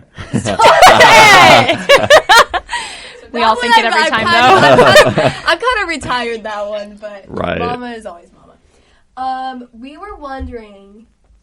I spilled the tea that you got lip filler. Respect. You do you. What did it hurt, and did you like it? I loved it. It hurt, but it was worth it. Yeah. Okay. It hurt, So but true. it was worth it. Do No you think more it made your CD lips lips. look really good? My dad's just finding out. He about has the no lip idea. filler. I just do a lip flip now, which is just Botox around your lips, and so it makes your lips pop out without doing a filler. Should we show her on the camera? Yeah. Can we get a little like Yeah, smoochy get face? a little smoochy face. Little duck lips. Your dad's like, yeah. He's like, I like it. I'm glad you spent my money on Yeah. that. 10 out of 10. Yeah, that was a good call. Okay, wait. This is number for Mama. we Because on the podcast we were talking about Botox and plastic surgery, and I was like, my mom. Yeah. wants some lip filler. Matt's considering some yeah. plastic Matt wants surgery. some lip filler. I've got an early onset lip loss, so yeah. I think we started with the Kardashians, and then we ended We up did. there. That's true. Hello. Oh, the shot glass. I wish I We could all grow a tried beard like that, that. didn't Yeah. Well, What's I'm trying so hard to grow a beard right now, and I it's can not tell. working. My dad is the greatest beard. I know. That's a solid. Ouch. That's a solid beard. they all do it though. All right. Well, a little bit, yeah. Like I literally like put on beard oil and stuff to try and get it to go. Wow. I know. Hey, at least you're trying. I'm Putting in trying. some effort there. Yeah, I take action. As you should. Have great like. Okay. I know. Okay, Alright. see you at Chili's. I grow hair yeah. everywhere else. That's the Thanks, sad Matt. part. Everywhere else grows fine, except my face. Great. Like if I could, I'm like, can I transplant from like my chest, like up to my face a little bit, You or can, like, glue it. or like my legs? Really? My legs Glue it. super hairy. Like what's up Really? with that? Oh. Did you ever shave your legs? I have because I did swim. One Yeah, time he shaved just this. Oh. I do that regularly actually. Because I don't like it. I Interesting. just like feel. You know, I don't know if it was my brother or one of his friends, but whoever it was used to shave just like when the ankle socks were in, just up to the ankle sock because they didn't like the feeling of the hair in the ankle, like high What a socks. wimp! No, it wasn't Cisco. It was probably Preston. Preston, yeah. Braden Preston. I'm Yeah. sorry. What was his name? It was probably Preston. Preston. You need to grow up, man. Yeah. That's just He's got to put some hair on his chest. yeah. That's And on lame. his needs. legs. Off the socks. Yeah. Look how. Imagine Yeah. how dumb you look now. Yeah, yeah. Every time you take them Truly. off, you have the sock You have line. the line. You have a permanent sock line. And he I did. had That was tan the worst part. Ankle sock tan lines that summer. That is commitment, though. That's Wow. commitment to always wear longer socks. Oh, every day, 120 degrees outside, they were wearing ankle socks and sandals. There was a time though where that was like all absolutely. you should wear. My brother literally bought me Nike slides just because he was embarrassed by the fact that I didn't own any. I remember that. Literally. That's embarrassing. They were pink. It was super humiliating for me, honestly. They were Like, cute, though. the fact that I had the audacity to walk around in not Nike Yeah, slides. how dare you? Yeesh. Yeah. How dare you? I honestly hate that look. Remember that? Do you It's guys really remember bad. the era where every guy was wearing like the bright colored Nike basketball socks? Stop. Yes. Oh, I was a part of that. You were? Yo, yeah, that's I had not surprising. I had everything. Like I had blue ones, purple. I had Oh, orange. yeah. I had these LeBron ones Oh, mercy. that were like purple with like pink lightning down the side. I was crushing. You know what? I was crushing on the You basketball went court, all the way. style wise. All the way. That's you. fire. Crushing on the basketball bench. Yeah, no, for real. I crushed it on the Please. basketball bench. That was it. But style wise, I was up there. Yeah. I was fitting in. Yeah, just bad Just coaches. because you were the gorilla. That's what That's the problem was. that did okay. No joke. When I was playing, Oh, Heritage always gets so weird about like when you do multiple. well, they already let you do so multiple many and things, then but they're like, yeah, it's like the only way that school like thrives is based off that policy of letting everyone do everything. But I was on the basketball team, and then I started doing all the sports stuff. And I had like there was one night where there was total conflict, but I was the only one who could do the sports stuff. So I told my coach, I was like, "Hey, I'm going to do this instead." Never forgave me. I never got good playing time after that, which frankly I didn't get good play. No. So that's why I chose. So yeah, coach, if you're listening, I chose that because you never played me well before. Yeah, you were an L coach. Yeah. Who was it? He wasn't. No, he was an outside guy. Like I don't even remember his name. They brought him in that one year, and then they got rid of him the next. Okay. Yeah, so he was like a total in the middle guy. We should have a podcast on just like how on Heritage. On just heritage Heritage culture. lore. So Heritage lore. I work in Truly, Heritage, every so I don't know if I relationship want to that's get ever fired. happened. Yeah, Yeah, I he don't want to works lose my in job. Heritage. So We'll just You work for Heritage? yeah, I'm the girls' varsity basketball coach at Queen Creek. Shut up. When does Are you joking? Incredible. October. Are you excited? But yeah, I was just doing play-by-play for the football team, like on the mic and stuff, and a bunch of like the girls there for the team were there, and they're like, "Are you coming back to coach?" I was like, "Yeah, I'm coming back." Yeah, I'm coming back, Coach ladies. Matt. Yeah, Oh. it's hype. all the boys basketball team was like, "Oh my gosh, Matt McCurdy, he's so hot." Yeah, I don't know Wow. why they call me. What do they call me? Coach McCakey, Oh. which I don't think is a fitting name because I really don't have any Yeah, he cake. has Oh. no cake. I'm not Or built they- like that. Or people call Yeah. him the hot coach. That's true. Oh. That's a good The name. men's Okay. basketball coach. You said it like as if it's not true. Okay. That's hurtful. I- Okay, I can't grow a beard. Thank you. Gosh. You're like, I only want bearded men with cowboy vibes, right? Country vibes. That's what you're going no for. comment. No comment. No, yeah, there's Love it.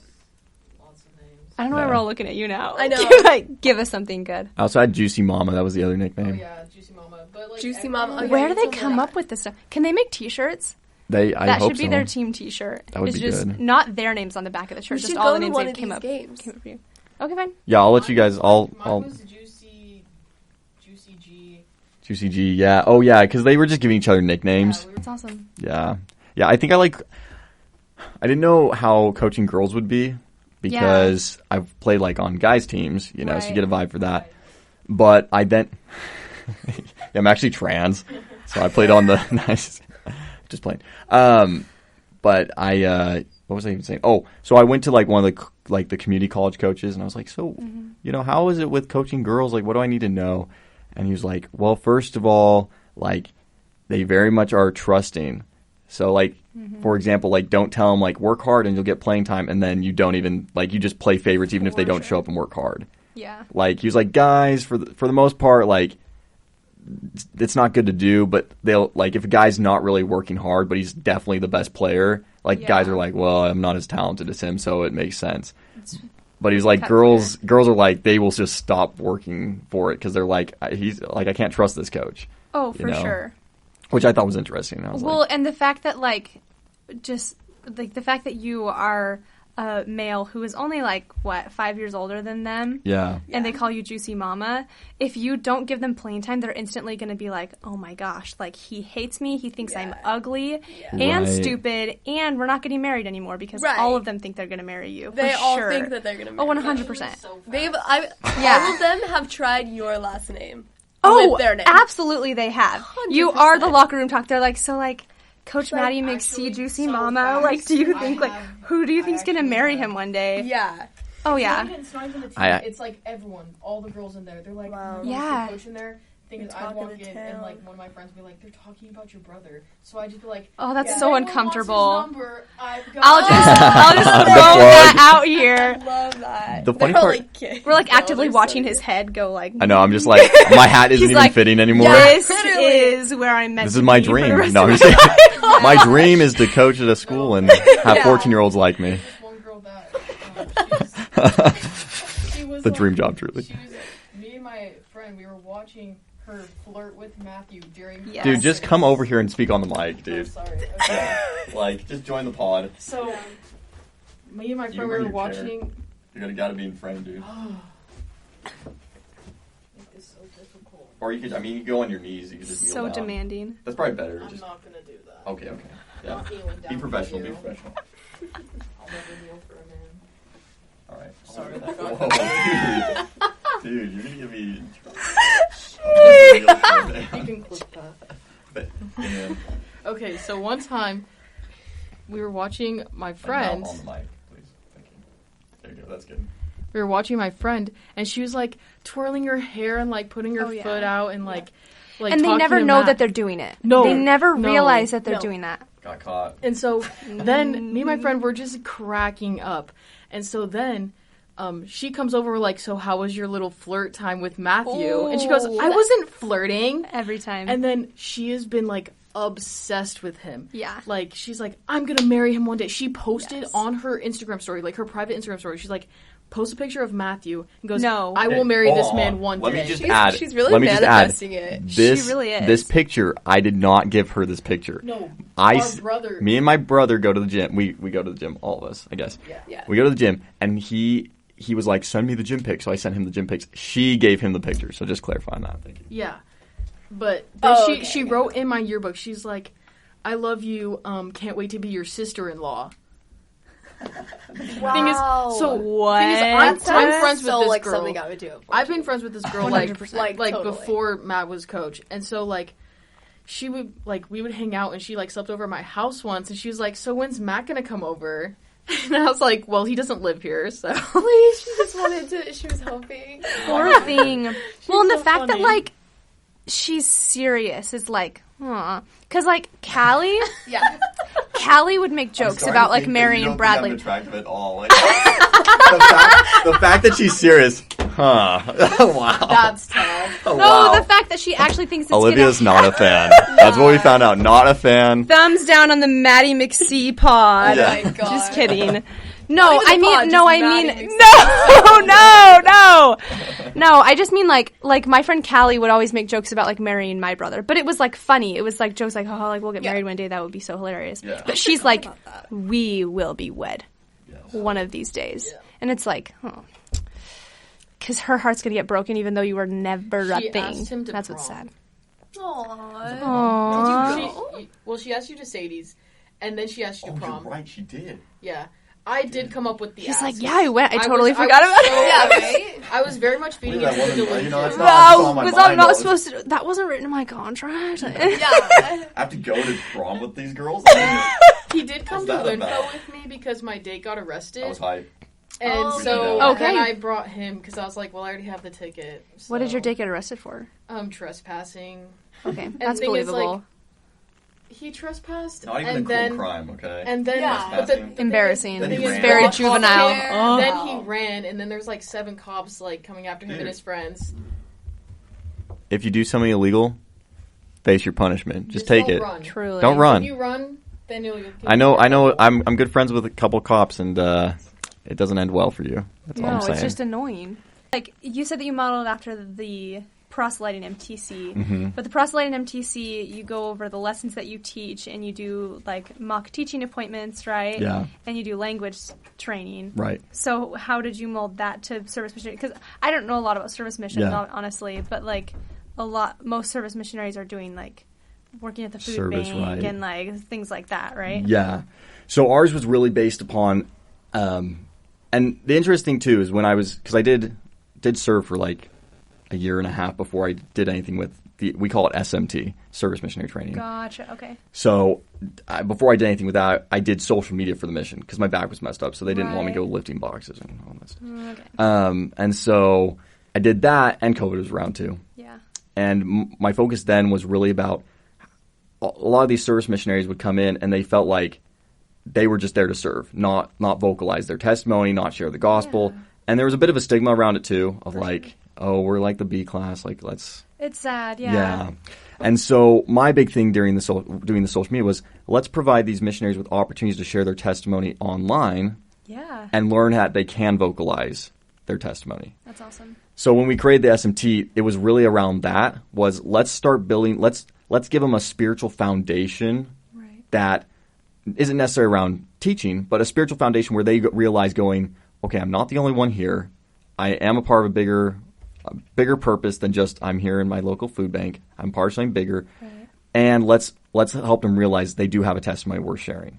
Yeah. And so, our basic lesson, how we built it was, each lesson they'll go over, any like mission business, mission purpose, right? They'll cover that. Yeah. They'll go over sections from Preach My Gospel, and typically what we do there is one of the students is assigned, hey, we want you to share to the class, like teach about this topic. Cool. So they lead the discussion.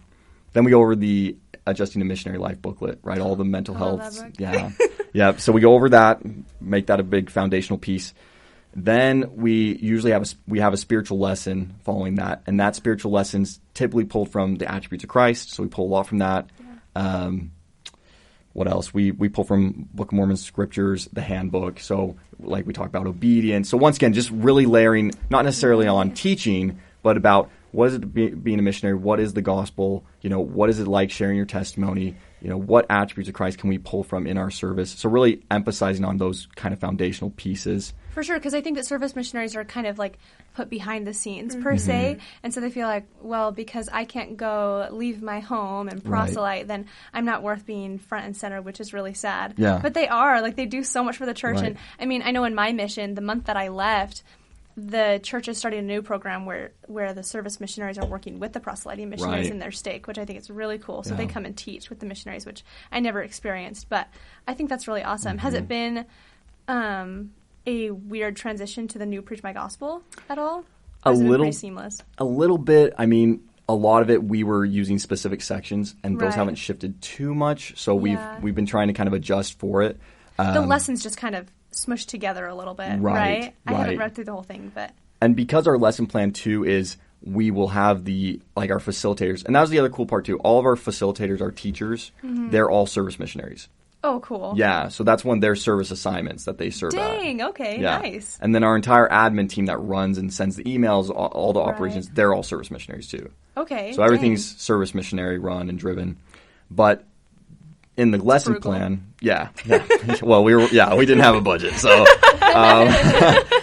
But they, in our lesson plan, the teachers will assign the missionary, hey, go read Preach My Gospel. Yeah. Here's a section. So we didn't really have to change much because they're going to the manual itself. Right. And so whenever that changed, they just used that. Gotcha. But one of my favorite parts that we added was, because the Pro MTC has, the fake teaching lessons that they have, the helping actors. Others appointments, yeah.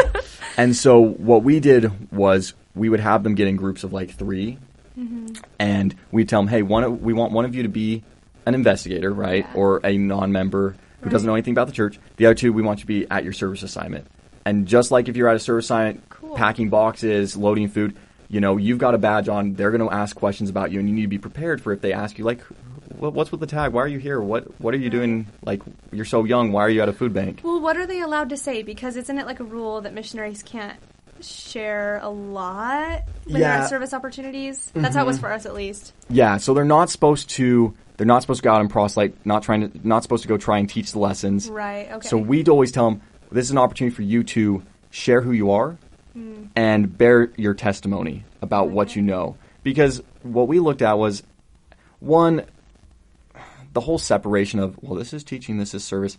It's a little dicey, and I think people get confused. But it's like, even if you're a service missionary, once you finish and you're just a member, like, you're supposed to go out and same thing. member missionary work, right? Exactly. And so that's what we told them, was like, that's not going to change. Because we had missionaries who kind of brought that up. We're like, well, we're not teaching missionaries. We're like, we know that. But you are supposed to share your testimony. Right. That doesn't mean you don't have a spiritual foundation, you don't believe in Jesus Christ. Exactly. You still have a responsibility to share, just like every other member. Precisely. Yeah. So that was our big focus, and we're actually, there's some merging happening on because they're integrating Crossline and service together now. Right. And so we'll see what ends up happening, but it is going to be, our program's supposed to kind of merge with the MTC at some point. And dang, cool. So how long is SMT? 3 weeks. So we just did 3 weeks. The difference is that it's 3 times a week for 2-hour classes. So you get assigned a 2-hour class and you go on Monday, Wednesday, Friday for 2 hours, and then you do that for 3 weeks. Nice. Yeah. Wow, that's super cool. Yeah. So that's that one. Then I do the podcast. I have a nonprofit that I run, and that one's kind of an interesting how that happened. And and then I kind of help do some software sales and stuff like that. But that's more. It's not really sales. My dad owns a software company. I help him out occasionally. Right. Okay. But it's not really doing sales. It's really more just like assisting where needed. Gotcha. Because it's a family right. thing. It's like, is it like there's like I'm not on TikTok, but like reels going around of like when your mom asks you to do something, it's like 5 minutes. And then when your dad asks you to do something, it's like 12 hours. Right. Yeah. Labor. Yeah. That's so true. I love that. That's cool, though. What is your dream, though? Oh, what do you my want dream. to do? Oh, yeah, that was the question, wasn't it? Yeah. I don't know exactly. I mean, I really like politics, actually. I'm a big fan. I think I have similar concerns. Do you want to be my vice president? Yeah. That'd be hype. That'd be hype. So, yeah, I really like politics. It's very interesting to me. It's hard, right? Because it's a hard space. For sure. And sometimes, like, even when it comes to, like, I've thought about, like, political commentating. Yeah. The hard part is that sometimes it's like, are you just feeding into more of the problem, or you're really, like, addressing issues? So I think, like, conversation we're having right now where it's about politics, we're just discussing, I think awesome. Yeah. And it allows people to think about it. But when it's like, you just get up there and you're like, and tonight's news, blah, blah, blah, blah, and that's so, it's kind of become old. I just don't think it's really a good format anymore. So there's that. Love sports. Loves sports and all that. So I thought about that. I'm like, that would be really cool. I love journalism too. So like all that. I was going to say you should just be a journalist, like be on the news someday. Yeah. Yeah. So I love that feel. I love, like, I was just out of college, like, volleyball game. Yeah. And I love all the, like, the aspects of the, the live streaming and the announcing and the play-by-play. And you love being mic'd up. Mic'd up, yeah. And even the halftime show, just how it runs and, like, the engagement. I love watching that. And it's gratifying to, like, be a part of an event that, is fun. Right. Yeah. Right. And so I love all that stuff. I think it's just super interesting and enjoyable.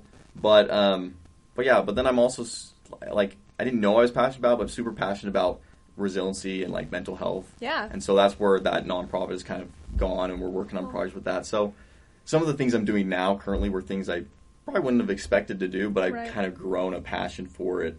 And so, yeah, I don't know. Not really a specific answer to the question, but... No, that's cool, though. I think that, like, a lot of some of the most important things that happen in the world today are things that people never planned. Right. Oh, yeah. Truly.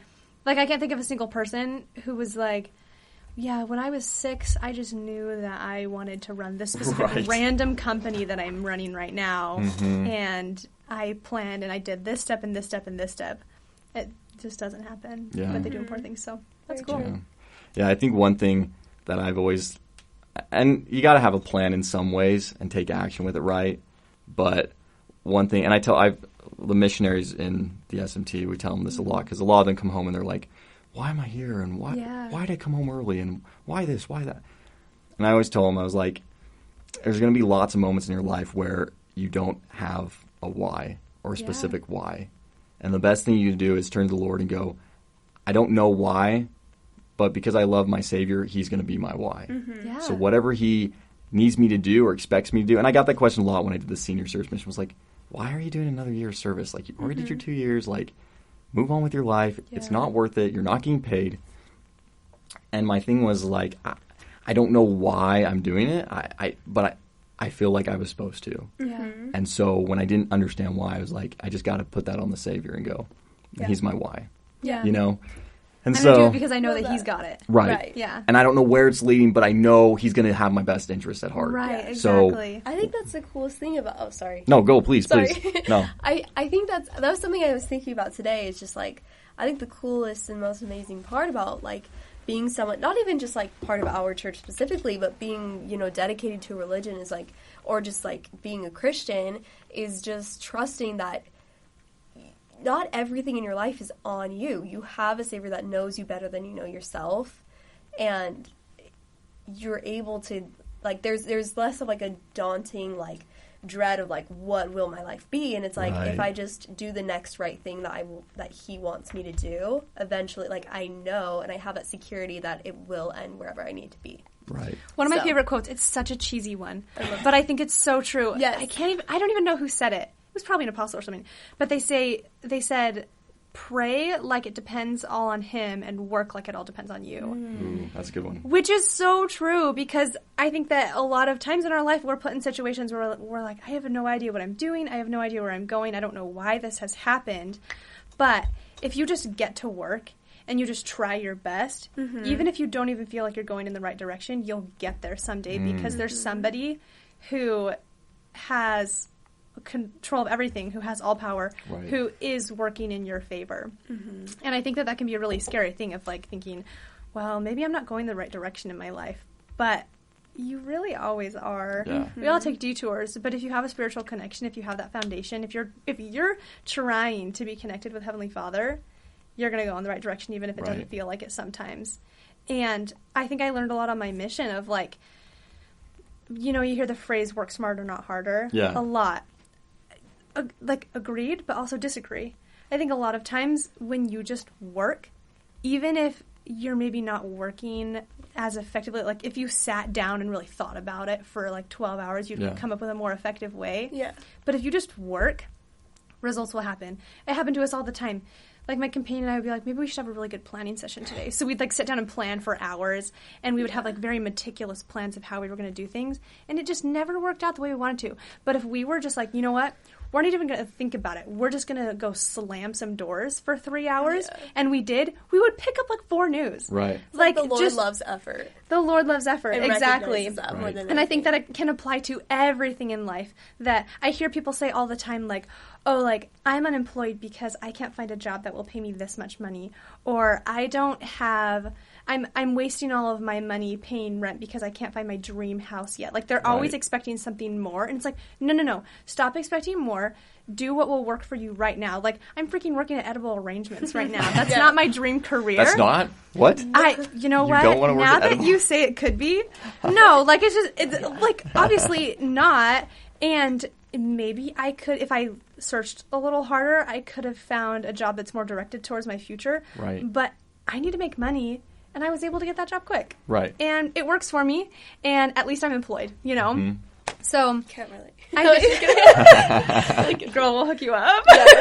Keep going. I'm just going to check the cameras. Right. Keep going. Yeah. Okay. But no, I think that there's a lot to just moving forward, even when you don't know what the next step is, and working hard, even though you're not seeing results. And I think that can That's be the hardest difficult. thing. For sure, when you're That's not... the hardest thing. Because everybody is results-driven. Most people, Yeah. I'm pretty sure, are results-driven. And if you're not getting results, then you think, maybe I'm doing something wrong. Yeah. Right. Which sometimes you are. But Yeah. if you're putting in your best effort, Well, you're and going to get somewhere. even with your example of the job, it's like, okay, so you started that job, and at least you're taking action, at least you're moving forward. And then if something new comes around, like if you hear about a new job or you see something, you can always change. Right, You exactly. You can say, okay, I'm not going to do Always. that. I'm going to move this direction now. Exactly. And but at least you're moving, and that's the other thing too. The Lord can direct movement, Yes. but He can't direct something that's not willing to move. Exactly. Yeah. For sure. And Yeah. I always get a little tripped up with, because we talk about people get hung up on the agency a lot. Totally. Right? The ability to choose. You know, it's like, well, I can't choose for myself because, like, you know, if I want to drink alcohol, like, I can't do that if I have to choose, you know, between the Lord and, you know. And my big thing is, like, at least from my experience, when it comes to agency and choosing, you're really choosing between, it's not so much the specific decisions, it's, are you choosing the Lord or are you choosing not the Lord? Bigger picture, exactly. Yeah. Because if you're choosing the Lord, if he asks you to go do this, you're going to go do that. Totally. If he says, well, it's up to you, then you're going to make a decision. But you're choosing the Lord. You're choosing to follow him. Exactly. Rather than kind of getting, I think people get hung up on the individual, well, I have this choice and I have this choice. It's like, well, just choose to follow him. Exactly. And things... Because you don't have to choose to follow him. At any point in your life, you could decide, I am not going to follow the commandments of the gospel of Jesus Christ. And he'll still help you. That does not mean there will not be consequences. Right. That's the problem, is people are like, well, if I choose not to, then there's consequences. Every choice has consequences. Every choice has consequences. Some are just good and some are bad. Right. And the gospel of Jesus Christ is designed to guide you to make choices that are good. Exactly. Because God created this world. Right. God And is good. Yes, everything good comes from God. Yeah. So, yeah. Well, when I talked to this one girl on the last episode, she's atheist, and I need to go listen.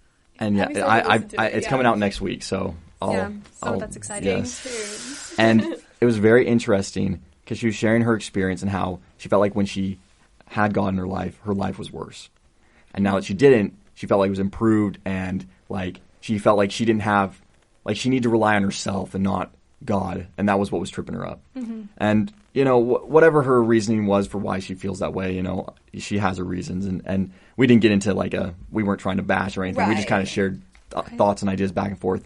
But one thing I did tell her was, truth be told, I think even though at this point in her life she's not giving God credit for the good that's entered her life, I think God would rather her be happy and feel like she's succeeding and not receive the credit. Totally. Than be like, well, I'm in her life and I'm getting the credit, and therefore, she's having these good things. Right. God cares about her, and it's like, I'm sure he's looking at going, you know what? Even though she's not acknowledging me, I'm glad that at least she's moving forward and she's finding purpose and she's happy. Yeah, for sure. And so for me, it's like, maybe one day. Yeah, maybe one day she'll find that, and she'll, kind of go back to, having God in her life, But at the same time, like, the Lord is always looking out for our best interest, even when we're making choices that don't involve him or that aren't positive. Which is like the greatest gift you could ever imagine. For sure. That's something that I'm still lost on. Like, that's something that I don't know and that I'm still trying to learn about, because you see it all around the world, and I've seen it happen in my own life personally, of like when we don't follow a commandment or we make a mistake, or just people in the world that are genuinely not good people, but they still find success. And why is that? Right. And I'm really trying to find the answer to that, because I don't know a specific answer yet. But like, and also like, why did on the flip side, like why do bad things happen to good people? Yeah, exactly. It's so tough to come to terms with that. I don't know, because it's interesting, because you think like the simple answer for why do bad things happen to good people, because everybody needs to experience trials in their life. But at the same time, like, you think about, well, this person is not a good person, but they're finding so much success and they're happy. Why? Well, and that's one explanation I heard for that, because I don't have the answer to that. I don't know. Right. But one explanation I heard of that, I don't know if it's 100% true, but he pointed out that everyone has their agency, and like, God doesn't inflict bad things on people. People make decisions that cause bad things to happen. Like, for example, you might get cancer out of the blue. Yeah. But what things did you do? Like, what environment, what thing in your life caused that potentially? Right. Like, God can't necessarily stop all the choices you make. Like, maybe me drinking tons of caffeine, down the road causing me to have a heart problem. Like, while I may have that heart problem down the road, and I may not connect it to the caffeine or whatever. I'm not saying that caffeine does that. I don't know. But it's like, whoa, I'm out of here. Yeah, because I love me some good. No, I said. But I may not look at that and connect those dots. Now the Lord knows. He's like, well, you did these things, and that caused that to happen. But I may look at it and going like, Lord, I was a good guy. Like, what the heck? Why did I have why did my heart give out on me? Yeah. But so I think that's how they were explained was, let's take Ukraine, for example. Like, bad things are happening to good people in Ukraine. But is it God, or is it the fact that like there's other people making choices that are bad that are affecting people? Exactly. It has And he can't nothing to stop do that, with what right? the people in Ukraine did. It's the fact that Russia and like Right. its president is mentally ill. Like, Yeah, definitely. And he has to Can't respect their stop agency that. too. That's the hard Right. part. Is like I'm sure God looks and he's like, I wish I could just come in and stop that. exactly. But they're, the people who are invading or whoever is making those decisions, they also have their agency to choose as well. right. And so a lot of times he was pointing out, it's not God inflicting pain upon us. He doesn't want us to be in pain. It's him allowing us to have our agency to choose and trying to help us navigate as best Yeah. he can. Well, it's interesting. It can kind of go back to like the way you talked about your coaching style with the girls of like every time they made a mistake, you didn't feel the need to kick them down and tell them they were wrong. That's how God is. Yeah. Every time we make a mistake, he doesn't feel the need to tell us that we're doing it wrong, because for a lot of people that can discourage them and make them not want to try. Right. But like shame is never from God. never, yeah, never. Like godly sorrow, yes, for sure. which is like needed, but like Definitely. shame is never. Yeah. Right, exactly. Yeah, because Exactly. that stunts your growth. Like shame, to me, is like that's when you want to stop. Godly sorrow it triggers change and it triggers you Right. being better. Yeah, So I think shame's more of it's a self-inflicted emotion, right? Yeah. It's something we Yeah. feel after we know we've done something wrong. Right. It's not right. necessarily God putting, no, I'm putting shame upon you. He Yeah, doesn't work like that. exactly. But it's something we feel when we know, like, okay, we don't have that with us anymore because we, Right. we don't have that happiness, that joy because we did something wrong. We know it. Yeah. So when people don't have shame, that's kind of you're either really lucky or that stuff, That's Right.